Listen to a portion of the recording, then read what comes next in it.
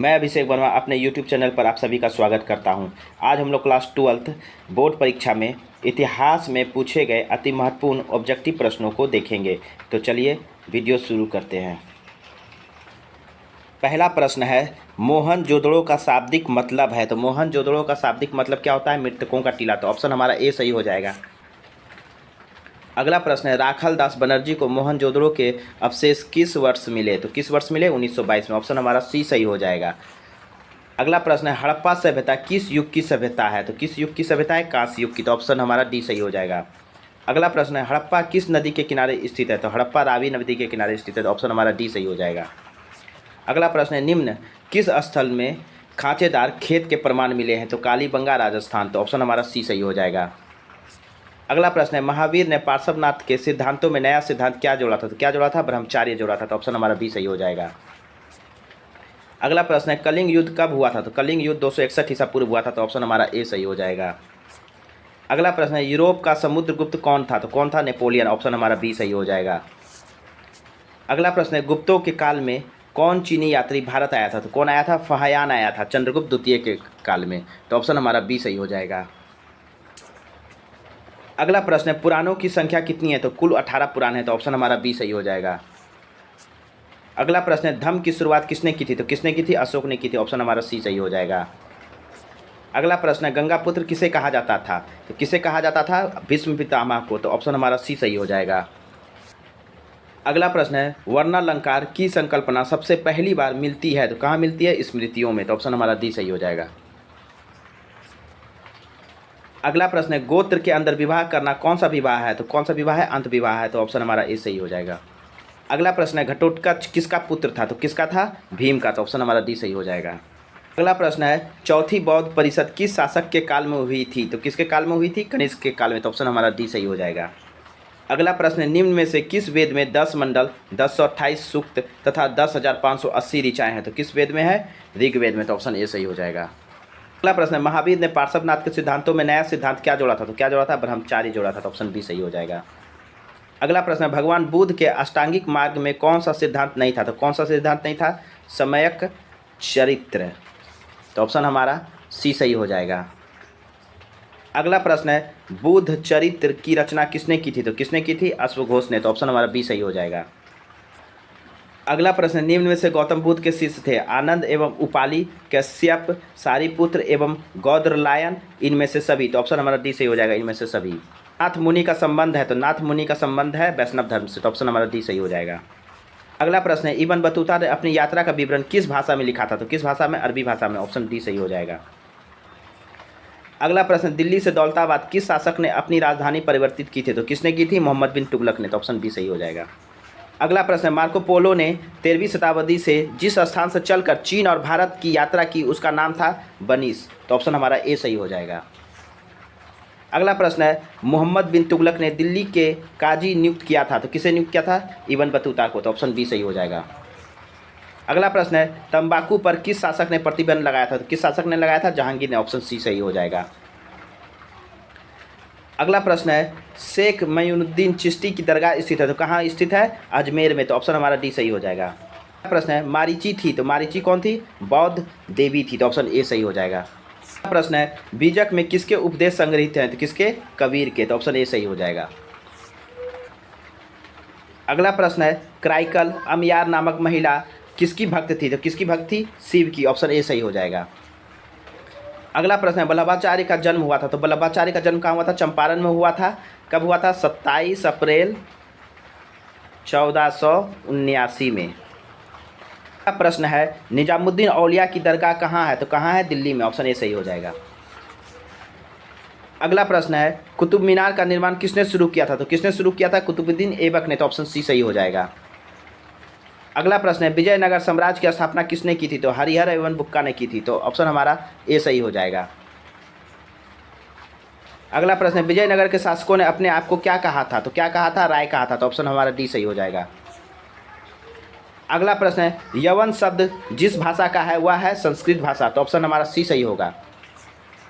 अगला प्रश्न है, यात्री बरबोसा का संबंध था? तो कहाँ से? पुर्तगाल से। तो ऑप्शन हमारा बी सही हो जाएगा। अगला प्रश्न है बहमनी राज्य की स्थापना हुई थी तो कब हुई थी? 1347 ईस्वी में। तो ऑप्शन हमारा ए सही हो जाएगा। अगला प्रश्न है विजयनगर साम्राज्य में कितने राजवंशों ने शासन किया था? तो कितने राजवंशों ने? 4 राजवंशों ने। तो ऑप्शन हमारा बी सही हो जाएगा। अगला प्रश्न है विजयनगर के ध्वंस के पश्चात इसकी पहचान की गई किस नाम से? हम्पी के नाम से। तो ऑप्शन ए सही हो जाएगा। अगला प्रश्न है 16वीं सदी में भारतीय गांवों में जो अनेक बाहरी ताकतें दाखिल हुई वे थीं मुगल राज, व्यापार, मुद्रा और बाजार, इनमें से सभी। तो ऑप्शन हमारा डी सही हो जाएगा, इनमें से सभी। अगला प्रश्न है मुगल काल में भारतीय फारसी स्रोत किसान के लिए आमतौर पर क्या प्रयोग करते थे? तो क्या प्रयोग करते थे? रैयत या रियाया, मुजरियान, ऑप्शन सी है आसामी या किसान, इनमें से सभी। तो ऑप्शन हमारा डी सही हो जाएगा, इनमें से सभी। अगला प्रश्न है भारत में 17वीं सदी में जो भी फसल के रूप में अफ्रीका और स्पेन के रास्ते आई थी उसका नाम था मक्का। मक्का फसल आई थी। तो ऑप्शन हमारा ए सही हो जाएगा। अगला प्रश्न है जजिया किससे लिया जाता था? तो जजिया जिम्मियों से लिया जाता था। तो ऑप्शन हमारा डी सही हो जाएगा। अगला प्रश्न है तंबाकू पर किस शासक ने प्रतिबंध लगाया? तो किसने लगाया? जहांगीर ने लगाया। ऑप्शन सी सही हो जाएगा। अगला प्रश्न है अकबर का वित्त मंत्री कौन था? तो कौन था? टोडरमल था। तो ऑप्शन हमारा सी सही हो जाएगा।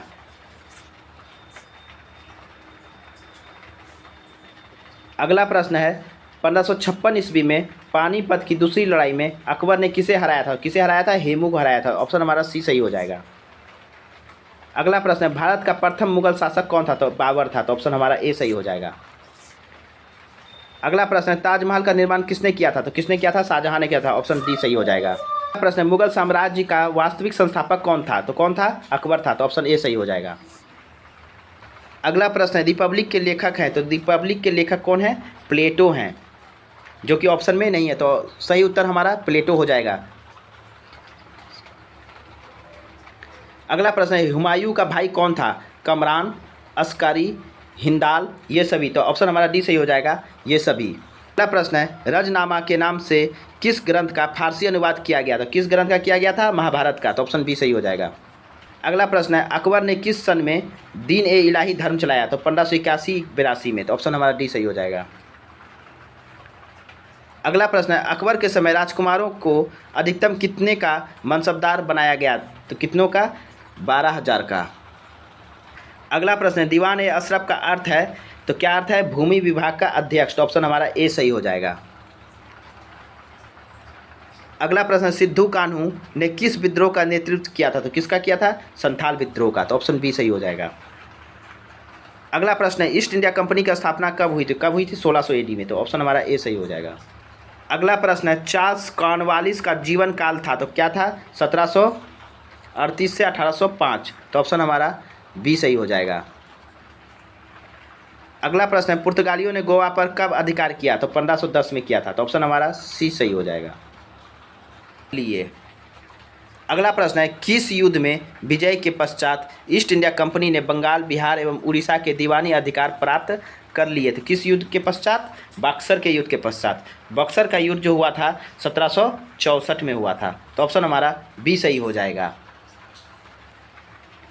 अगला प्रश्न है रैयतबाड़ी व्यवस्था सर्वप्रथम कहाँ लागू की गई? तो कहाँ लागू की गई? मद्रास में। कब लागू की गई? 1820 में। किसने लागू की? गवर्नर टॉमस मुनरो ने। किसने? मुनरो ने। तो ऑप्शन हमारा सी सही हो जाएगा।